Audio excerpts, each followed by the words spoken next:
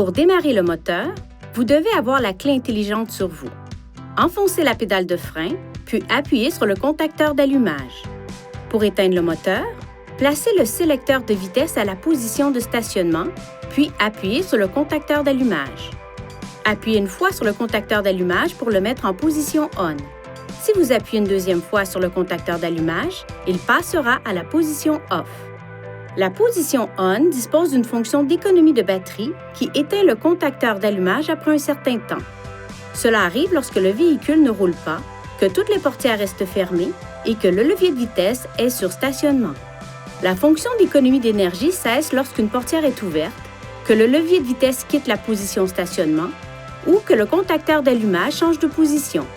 Si vous laissez le contact sur la position ON sans faire rouler le véhicule pendant une durée prolongée, divers systèmes du véhicule peuvent décharger la batterie et votre véhicule pourrait ne pas démarrer.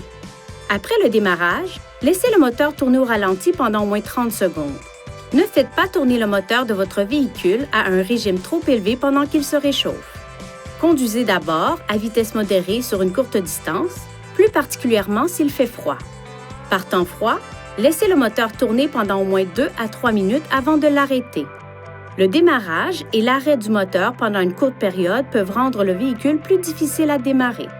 Si la portière du conducteur est ouverte pendant que le contacteur d'allumage est à la position ON, un signal sonore retentira.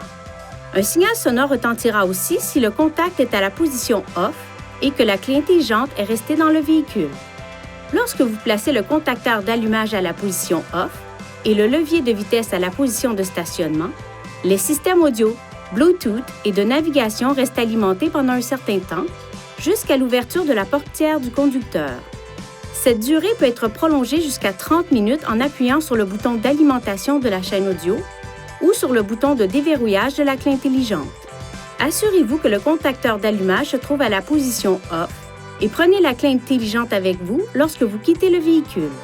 Si la pile de la clé intelligente est déchargée et que vous devez démarrer le moteur, assurez-vous d'abord que le levier de vitesse est sur la position stationnement.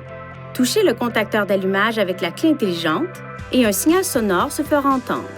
Dans les 10 secondes suivant le carillon, enfoncez la pédale de frein et appuyez sur le contacteur d'allumage. Le moteur démarrera. Si vous n'appuyez pas sur la pédale de frein en même temps que sur le contacteur d'allumage, la position passera à ON, mais le moteur ne démarrera pas. Veuillez consulter le manuel du conducteur pour obtenir des renseignements importants concernant la sécurité et les limites du système et pour en savoir davantage au sujet de son utilisation et de ses caractéristiques.